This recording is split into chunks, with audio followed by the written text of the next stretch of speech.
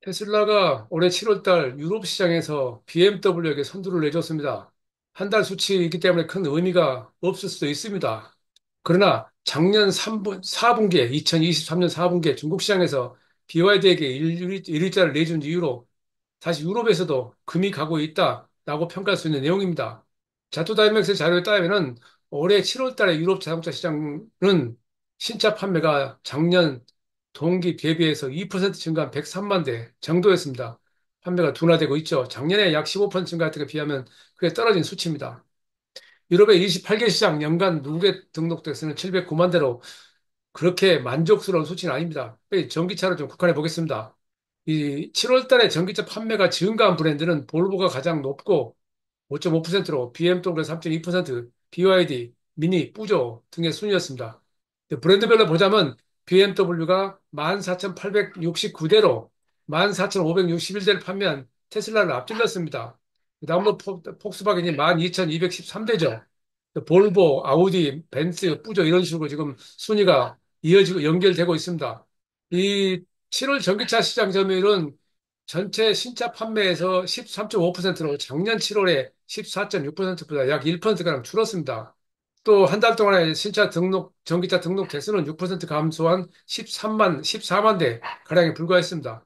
좀 들여다보면은 BMW는 같은 기간에 35% 증가했습니다. 그래서 14,869대를 기록했고 테슬라는 역으로 16%나 줄었습니다. 14,561대. 그래도 여전히 모델별로는 테슬라 모델 Y가 1위, 모델 3가 4위입니다. 그럼에도 불구하고 2023년 1분기에 토요타 코로나를 제치고 모든 차종을 통틀어서 1위로 올라섰던 것에 비하면은 지금 테슬라는 다시 하락하고 있는 그런 양상이 계속되고 있습니다. 그러면 여기서 지난번에 테슬라에 관해서 약간 한 설명을 드렸지만은 이 최근 들어서 테슬라에 대해서 새로운 뭔가 포인트를 찾기 위해서 잠깐의 역사를 좀 짚어보겠습니다. 긴 역사는 아니지만은 테슬라는 그 2006년에 첫 번째 시크릿 마스터 플랜이라는 걸 발표했었습니다. 그 큰 폭으로는 재생에너지로의 전환이고 저가 전기차로 대중화를 통해서 탄소 중립을 가겠다. 태양광 에너지를 더 많이 사용하겠다. 이런 것이죠. 있죠. 그러면서 2010년에는 네 가지 라인업을 발표했었는데 그때 발표한 라인업은 지금 우리가 보고 있는 것들은 다릅니다. 세단을 기준으로 시작을 해서 까브리올레, 벤, 크로스오버 이렇게 네 가지 모델을 만들겠다고 했었습니다. 그리고 2016년에 두 번째 마스터 플랜을 발표했었는데 그때는 카쉐어링도 비즈니스에 포함하겠다는 내용 등이 포함됐지만 큰 틀의 변화는 없습니다.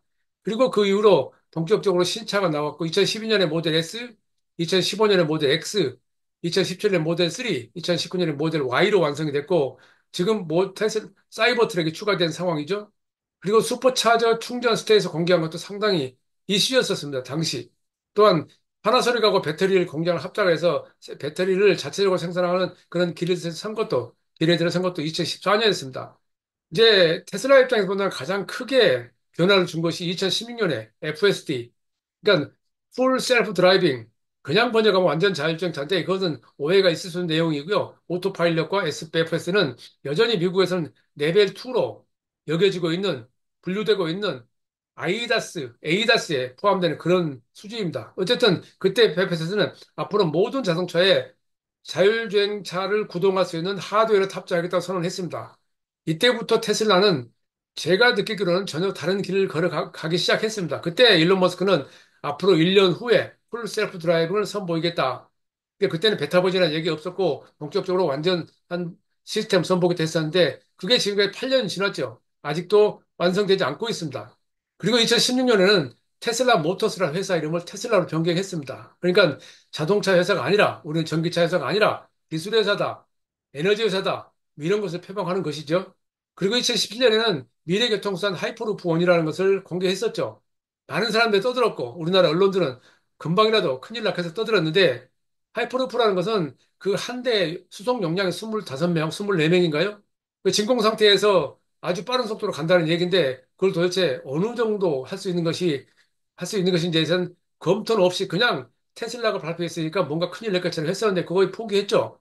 그리고 더 눈길을 끈 것은 2019년에 기가 상하이를 준공했고 사실은 이 기가 상하이를 준공하지 않았더라면 테슬라의 판매는 지금처럼 상승하지 못했을 것입니다. 전체 판매의 50% 넘는 대수가 상하이 공장에서 만들어지고 있습니다.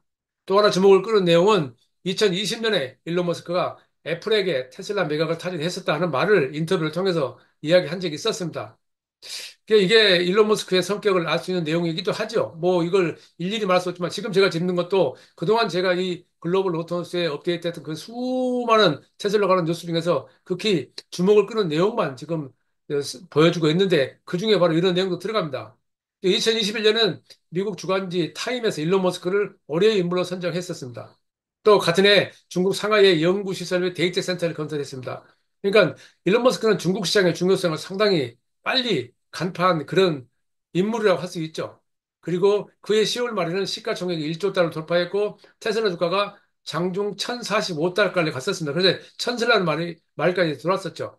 그 주가가 곤두박질을 쳤고 지금은 다시 200달러 저 선후에서 오르락내리락 반복하고 있습니다. 그리고 2022년에는 기가 베를린, 독일의 베를린 공장을 준공했고 텍사스 오스틴 공장도 가동을 시작했습니다. 그러면서 이제 제가 주목한 것은 테슬라의 변화가 감지된 것은 2021년에 4680 배터리를 발표한 것입니다.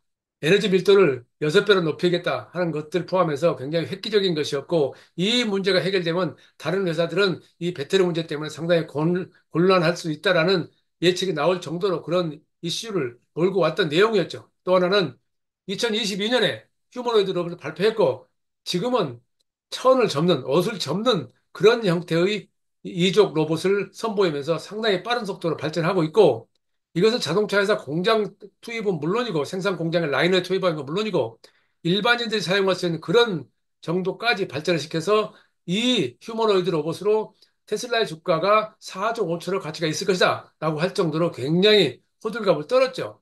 그리고 작년부터는 본격적으로 인공지능을 강조하기 시작했고 그 인공지능과 더불어서 자율주행이 새로운 계기를 맞을 것이다 하면서 굉장히 적극적으로 이쪽에 올인하기 시작합니다. 그럼에도 불구하고 작년에 테슬라에 대한 미국 성인 호감도는 2022년에 28.4%에서 작년에는 13.4% 떨어졌습니다. 그러자 테슬라는 그 작년 말 11월 달부터 유튜브에 영상 광고를 하기 시작합니다. 테슬라는 전통적인 마케팅 기법을 사용하지 않습니다.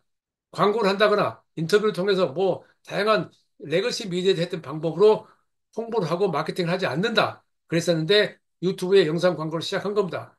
새로운 문법에 그들만의 문법이 아니라 기존의 문법도 같이 채용하고 있다. 이렇게 설명드릴 수가 있습니다. 그리고 가장 큰 변화는 올해 일어났습니다. 우선 들 수 있는 것이 올해 초부터 4월부터 전 세계 공장에서 인원 10%를 감축한다. 상당히 큰 이슈였고 여러 언론들이 굉장히 대서특필했죠.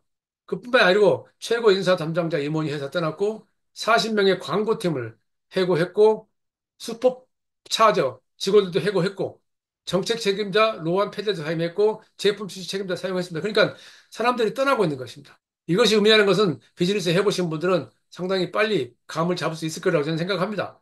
어쨌든 그런 상황에서 미국 시장 2분기에 테슬라의 시장 점유율은, 전기차 시장 점유율은 처음으로 50% 이하로 떨어졌습니다.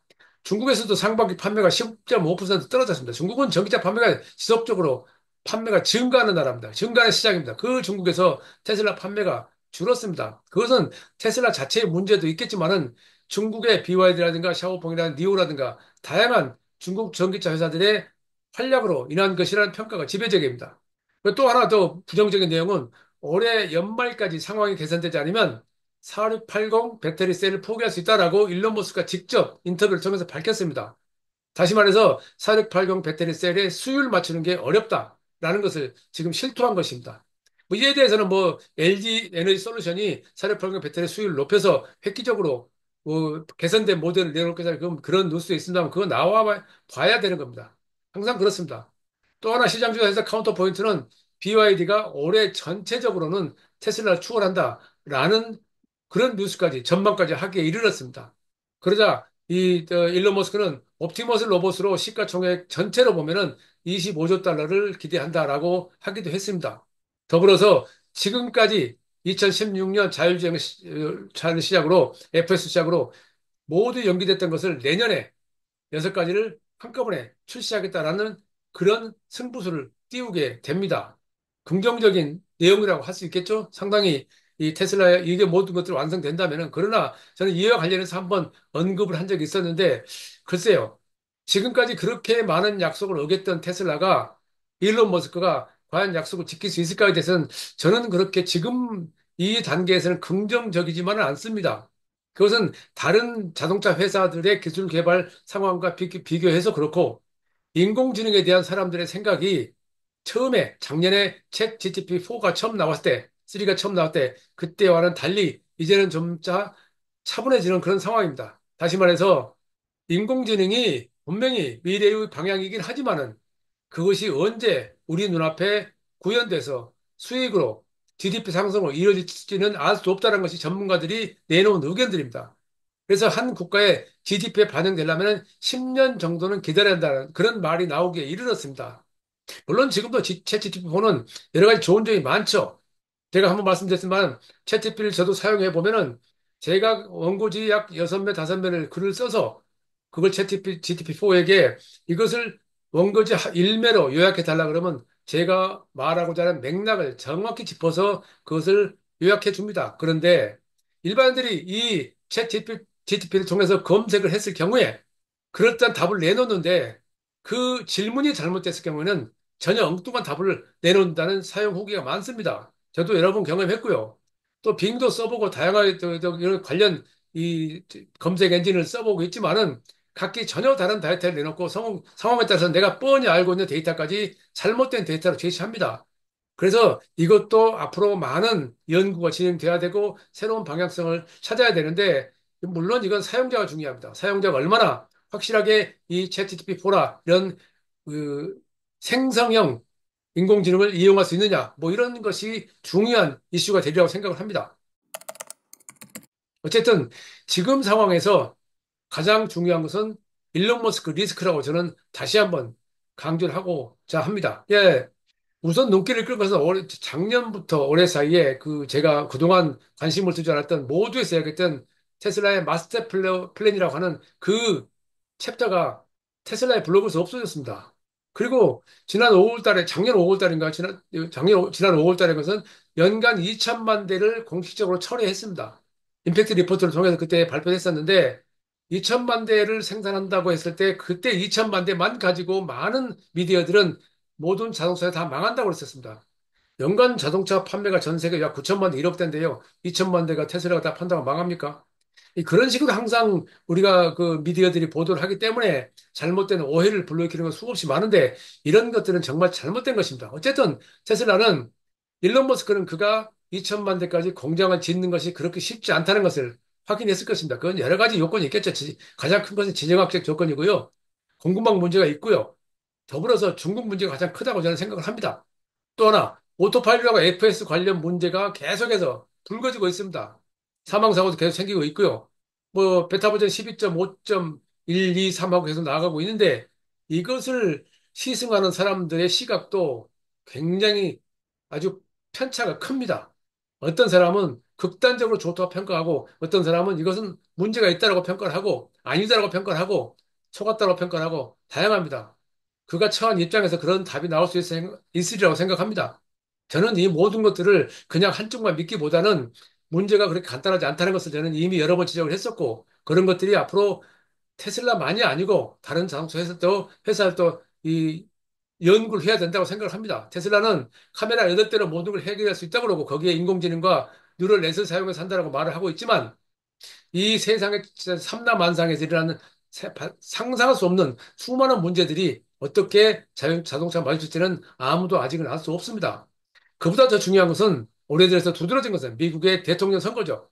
대통령 선거 때문에 테슬라는 트럼프에게 월 4,500만 달러씩 지원한다라고 선언을 했었습니다. 그런데 그걸 이 트럼프는 유세장에서 나서서 그걸 자랑까지 했었는데 나중에 미디어들이 그걸 질문하니까 둘이 서로 그런 적이 없다라고 부인했습니다. 도대체 이들의 자세는 뭐가 옳은 것일까요?